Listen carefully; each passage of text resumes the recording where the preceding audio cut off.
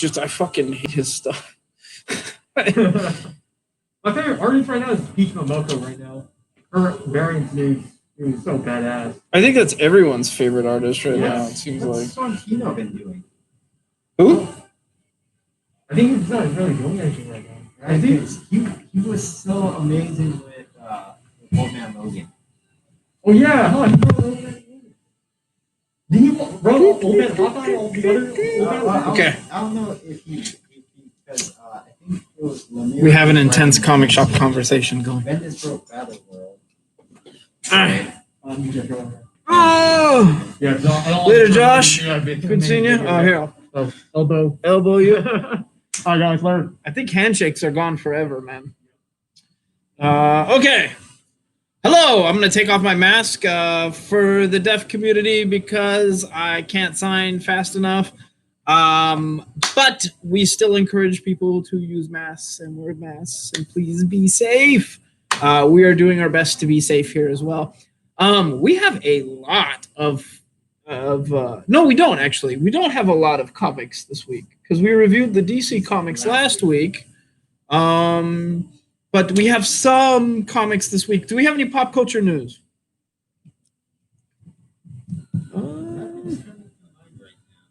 Yeah, I can't think of anything right now.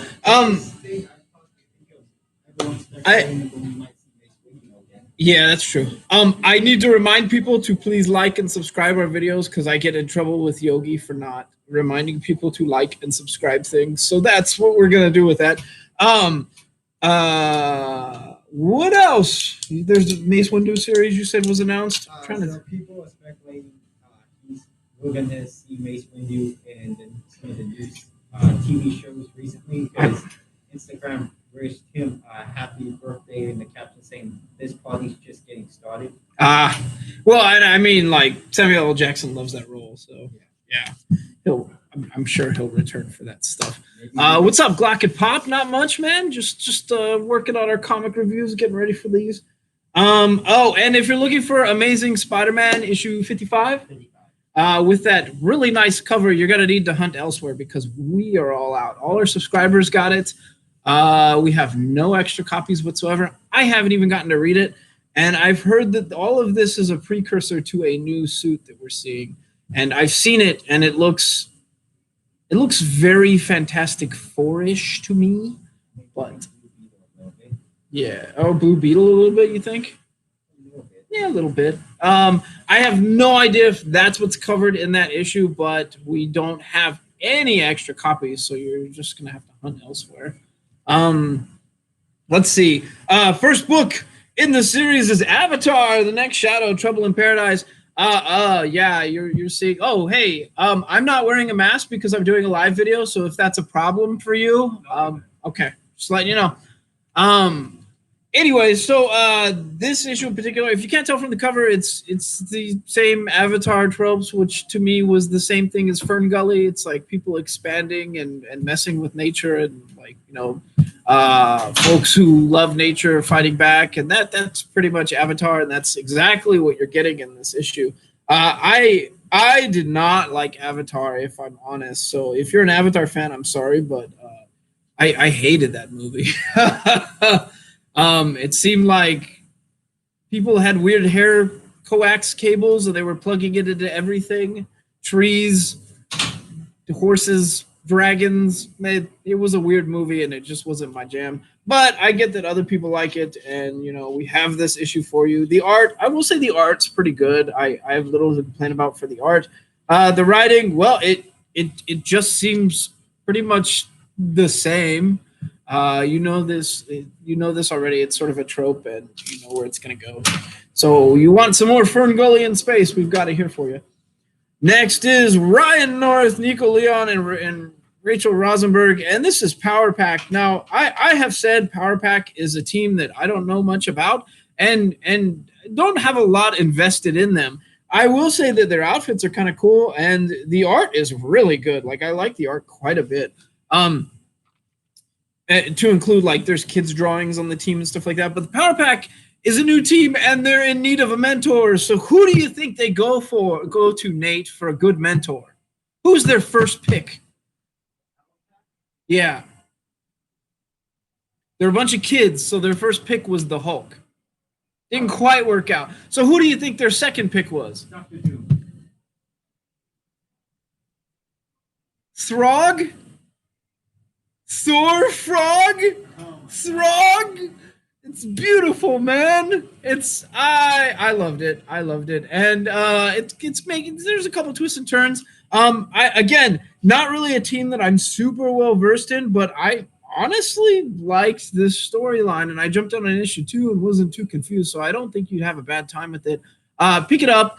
Check out the art first before you pick it up and see if that looks like your jam. The art was totally my jam. So, did you get the coffee I dropped off? I did. That's Isaac. I did, Isaac. Thank you very much, man. Merry Christmas. Much appreciated. Next is Usagio Jimbo Wanderers Road. Now, these Wanderers Road issues are special for 2 reasons. One, each cover is being done by Peach Momoko, and she's probably the hottest artist out there right now. So you really should like pay attention when she's doing something, especially something as iconic as Sakai's Usagi. The other reason you should pay attention to these is these are color. They're basically reissuing color issues of Usagi, the old one, the old black and white ink stuff, which is really, really, really good.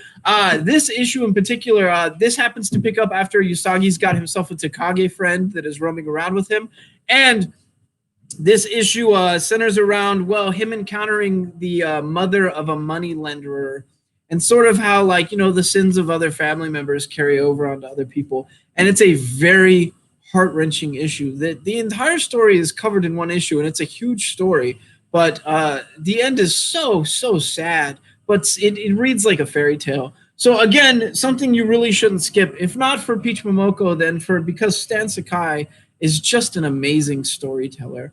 Andre says, hope you had a Merry Christmas, and I hope you all have a Happy New Year. Andre, good seeing you, man. Hi, Carl. Sorry, I didn't look at Twitch right away. Next is Wolverine, and this is Percy. Who is the artist on this again? Do you remember? Kubert. Yeah, it's Kubert. Percy Kubert and Fabella. This issue in particular has some damage in the spine inside of it.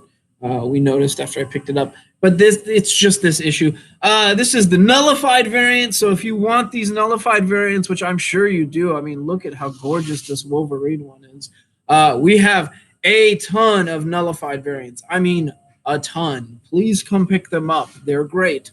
We also have a ton of some other comics. We'll talk about them as we get to them. But what's going on in this particular issue of Wolverine? Well, stop me if you've heard this before, but Wolverine's dealing with Omega Red.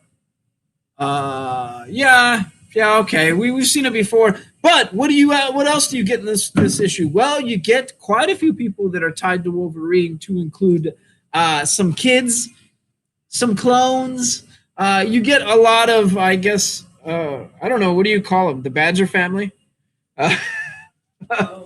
What would you call them? Yeah,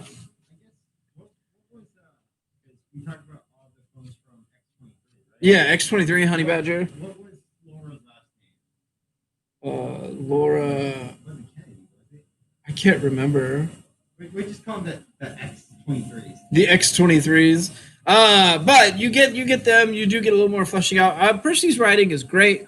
I have no complaint about Percy's writing. I do know that Adam Kubert's art, I'm sometimes on the fence about, and I'm not quite sure why. It's almost too gritty for me, but he's one of the older writers who's been doing this for some time, and, you know, pretty well known. So, I mean, not writers, I'm saying artists. So, you know, it's just the art snob in me is super picky sometimes, and I've never really bonded with this art. But that's not to say I don't think you'd be disappointed in this issue. It's a good issue. The writing is pretty fun, even though we're once again tackling Omega Red, which is just, it feels like a trope at this point. Wolverine has 3 real problems in this world. 1 is women. 2 is alcohol. Okay, he has 4 because 2 and 3 are both alcohol, and number 4 is Omega Red. Oh yeah, I think it's kind of Omega Red and Sabretooth. I mean, because he always has that awesome birthday surprise of Sabretooth trying to kill him. Yeah, but I mean, he's very pissed off at Omega Red, and part of it is he thinks like the whole vampire like world being aimed at Wolverine was Omega Red's fault. So yeah. Next is it's Invader Zim Quarterly, and this is created by Johan Vasquez, but this is written by Eric Trueheart, and the art is done by Aaron Alexovich, and I don't see where the cover A is Aaron Alexovich. So this is the Invader Zim Quarterly. Now, we need to discuss this because it's a long-standing trope that most Invader Zim, both the TV show and comics, have the weirdest holiday specials, and I think that's why they keep doing it, is because it's known for like I think in the TV show they had a Room with a Moose, which was Chris Moose or something. This one centers around Fist Moose or Fistmas. I have no idea. Santa is kind of a bad guy in that universe, and sort of a hive mind, and they're going from there. So if you need the weirdest holiday special ever, okay, actually no, the second weirdest holiday special ever, because there's another really weird one this week.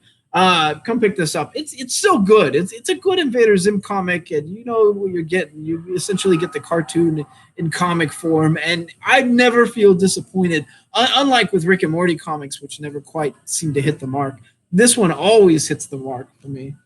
So next is The Boys, Dear Becky, and wow, what an iconic way to end it, with a bottle with the OG Boys like trade paperback cover. Can somebody else answer this for me? Thank you.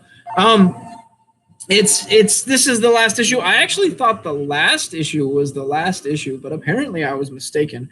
They're going to finally get to the bottom of who sent Billy Butcher's diary to Wee Huey, and you know he's going to resolve it in the way Huey resolves things. Which it's a good ending. It's good. There's not a lot of action, but I mean, if you know Huey, he's not Butcher in the sense that he'll throw punches first. Usually, he'll try to work things out and be a little more sane and rational, and then throw punches. But so yeah, that's what you're getting. It's an ending. It was kind of nice. They wrapped it all up with a bow. I have little to complain about, but I mean, we got another boys story. Why would I complain? That's great. They've ended the series and somehow still managed to tell one last tale. So yeah, we'll have that. Come pick it up. Now for the weirdest holiday special, the most strange holiday special of all. That would be Iron Man, Doctor Doom, and the King in Black. Now we know from the last issue of Venom that Eddie Brock, is dead. Eddie Brock is dead, and the symbiote that Iron Man kind of got to try and save Eddie Brock's life wound up binding to his armor, and it's become like a symbiote extremis armor. And he's sort of dealing with that and dealing with the fact that Eddie's death is kind of, his failure. And, that's just how Tony plays things. He tends to blame himself for a lot of stuff. And Doom, good old Doom pops up just to poke a raw nerve when you can. So we've got essentially two of the Iron Men hanging out and dealing with the death of Eddie Brock, when lo and behold, what shall appear? Santa shows up, and they've got to figure out how to handle Santa after Santa has been nullified. I honestly loved it. Granted, this is written by Chris Cantwell, and in my opinion, he's probably the best writer for Doom I've ever read. And he's decided to do this holiday spinoff, and it's great. It's great. At one point, they're actually discussing the power levels of Santa, and I loved it. I have nothing to complain about here. So if you need the weirdest of holiday specials that will absolutely entertain you, and it has that good art from LaRocca and Cantwell and Guru Effects, then look no further. This is amazing. It's just a bit weird, but yeah, as far as holiday specials are concerned, it sold me. Great way to end the year. Great way to end the year. That's right. Next is Aaron Garoon Curiel, and we're talking about Earth's Mightiest Heroes, the Avengers. This copy is damaged, sad face, but we will have some non-damaged copies. And if you can't tell from the cover, my God, there is a lot of the Phoenix Force in play. Now, if you don't know the Phoenix Force, all you really need to know is it makes things super, super ridiculously OP and at times difficult to control. And on top of that, it operates like a space parasite. It binds to someone and sort of changes them in like a lot of ways. And that's what the Avengers are dealing with. But more importantly, there's going to be a lot of them powered by the Phoenix Force. And they're going to try to figure out, like, where is the Phoenix Force going to come to rest? I swear to God, if it comes to rest in Jean Grey for the 1,000th time, we're going to have words. We're going to have words. But they're trying to figure out where the Phoenix Force is going to go. Yes, the X-Men are in play because whenever the Phoenix Force happens, like the X-Men like tend to respond. But we've also got the Avengers in play and oddly enough, Namor, which sort of makes sense. I mean, he is mutant. So, yeah. It's going to be a no-holds-barred fight for the Phoenix Force, but does any of this happen during King in Black? It doesn't seem like it yet. It doesn't, but again, it's Marvel, so sort of continuity be damned at times with some lines. They just, even though the King in Black is attacking everything, I guess the Avengers are off doing their own thing, even though some of them have already fallen. So I'm confused, but again, Marvel continuity be damned. That's the way they do it. Next is Rom Dire Wraiths, and I confess I don't know anything about this book. I think maybe the first one showed up and we might have reviewed it, maybe, but I don't really remember much of it. I can go over exactly what happens in this issue, though. Let's see. The art is good, and what I can tell you is that in play there are astronauts on the moon, aliens, robots that look strangely like GoBots, and space bears. Because why not? It's weird. It's a strange sci-fi story, but what I will say is it's fun. I was not bored, not at all. And I was strangely intrigued by the fact that the cover and the aliens have Trigon eyes. They've got the Trigon eyes. That's how you know they're bad guys. Whenever they have Trigon eyes, they're clearly bad guys. We all know this. So anyways, so I had a good time with it. I came in on 3, didn't really know much of it. Wasn't terribly confused. A little bit. I mean, there's a bear in space. That's weird.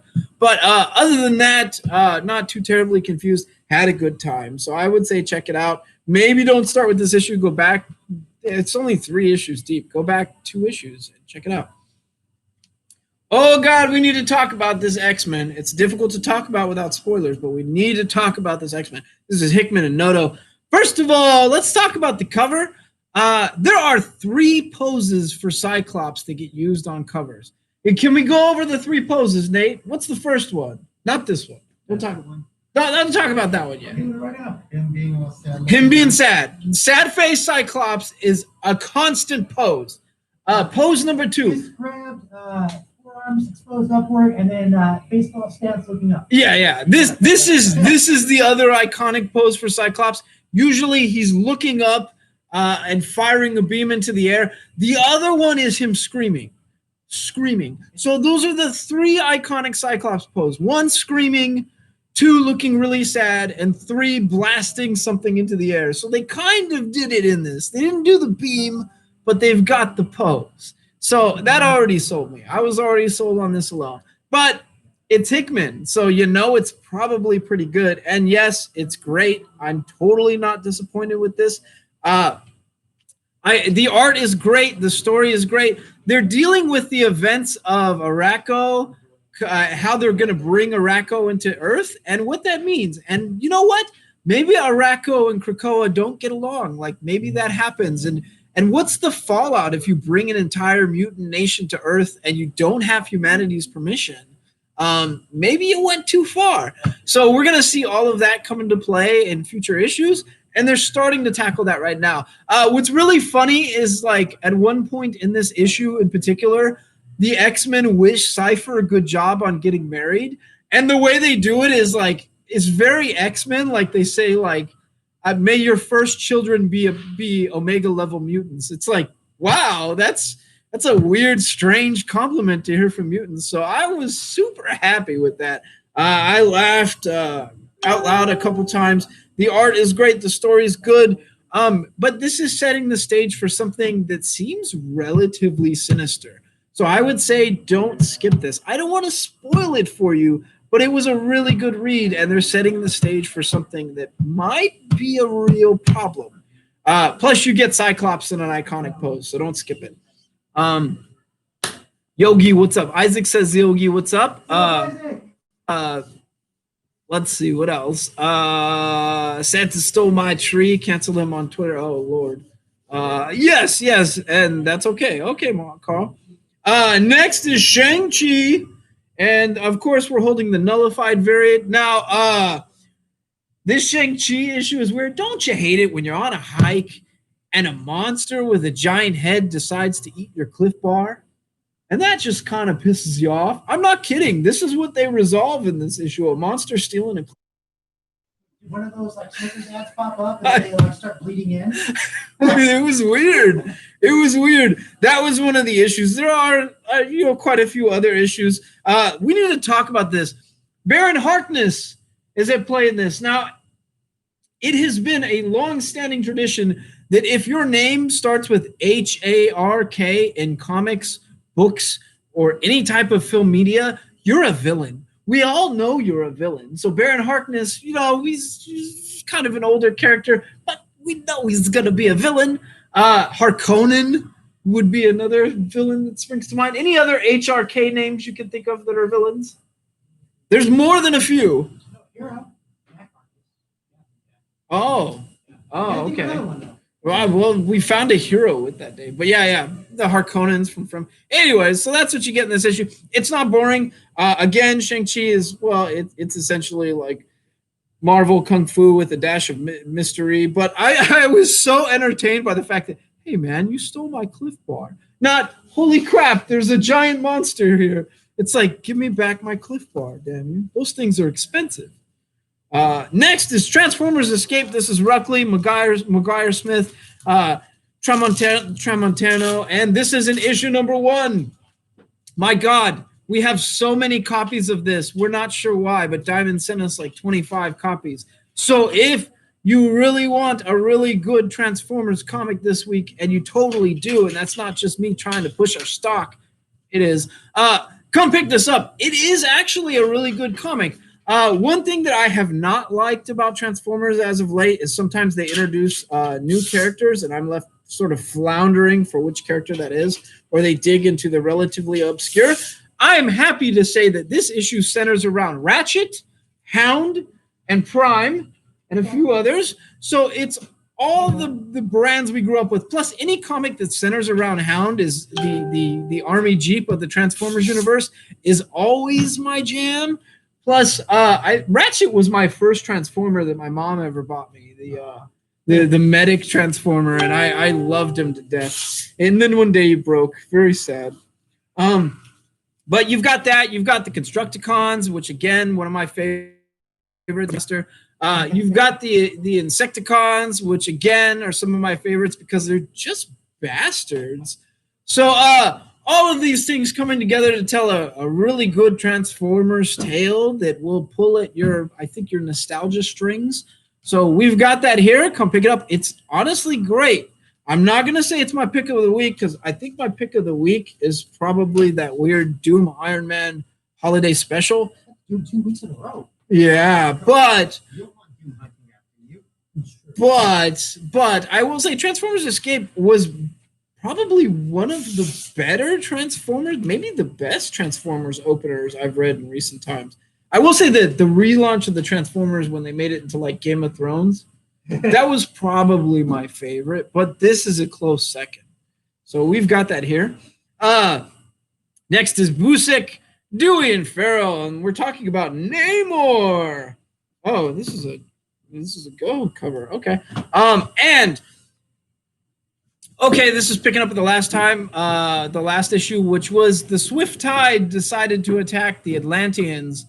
And you know that's not going to work out for anyone because, like, Swift Tide's got a badass name and sounds a lot like Black Tide. So I'm pretty sure that's what's going to happen. I recognize some. So, okay. We're watching the birth of Black Tide is what you're going to get in this issue. And it's probably spoiling too much. It's good. It's good. I will say the style that it's done in is very Namor, but again, it's not really a style that is entirely my jam. But you do get a very Namor art style, and you're getting the backstory of some of the lesser-known, more sinister under-the-sea creatures of Marvel. So, yeah, come pick it up. And they're playing a role, I guess, in King of Black, but it hasn't fully been explained yet.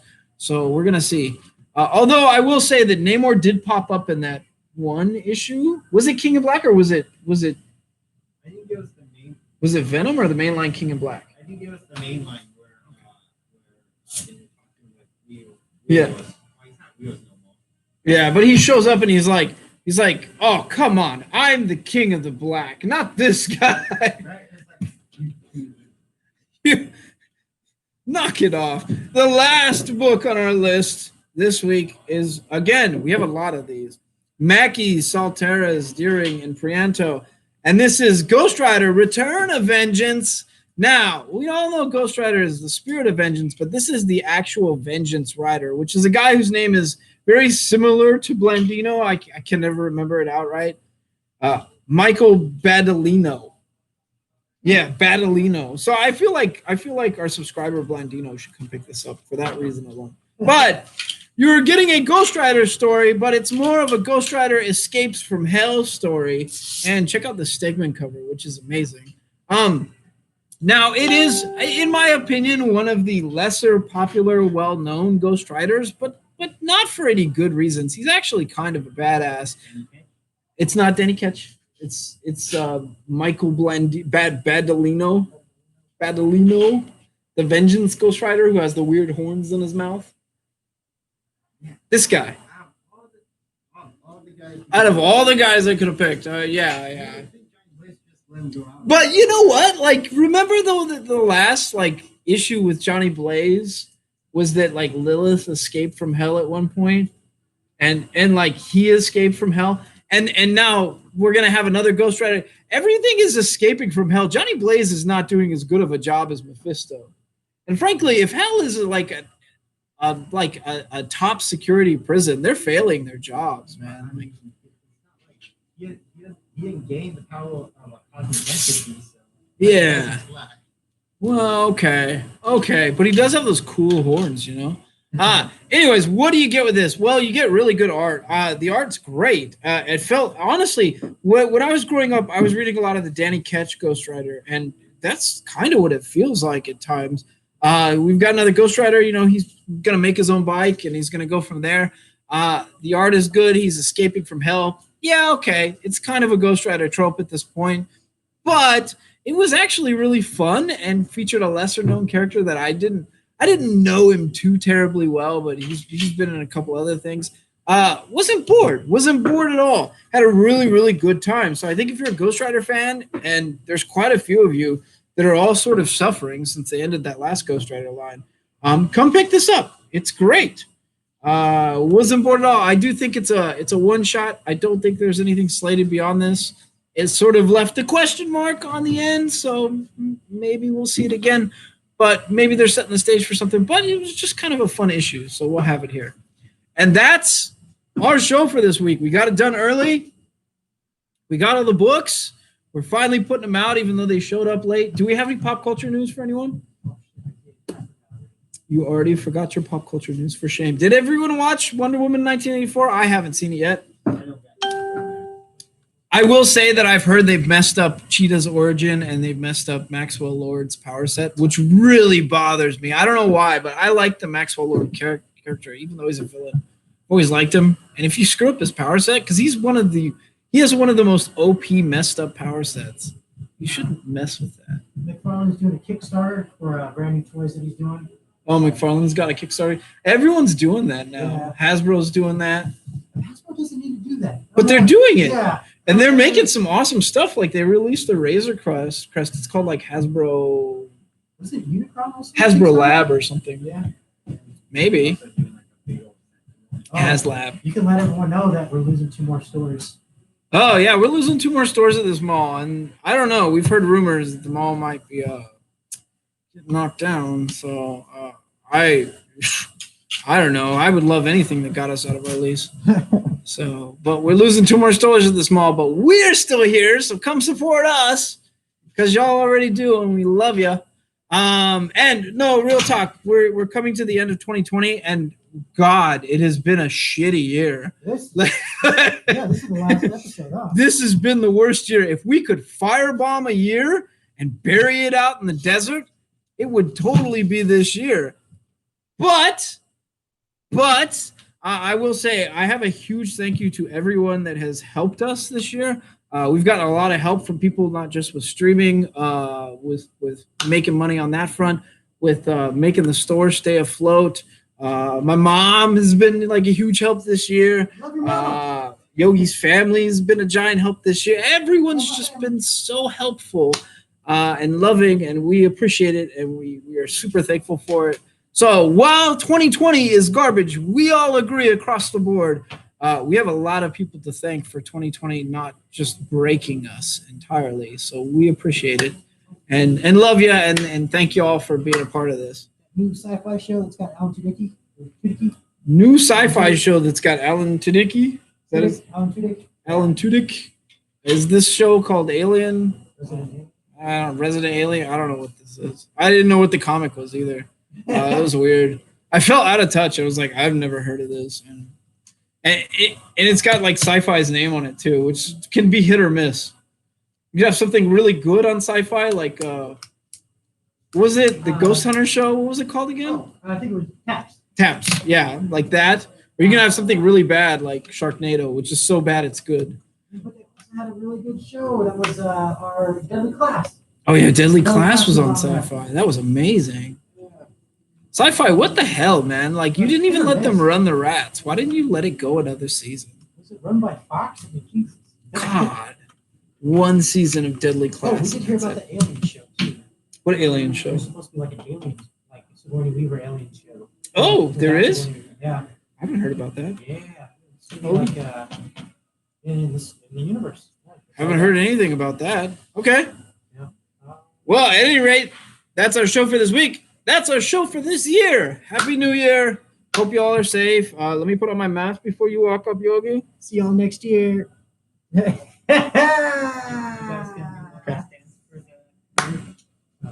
We have to do that.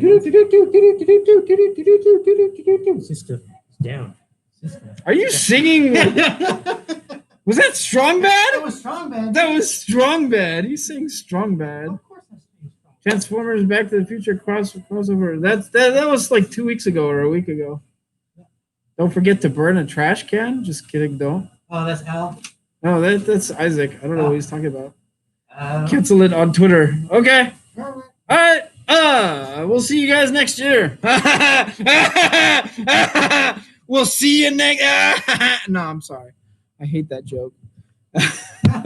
Until next year. Well,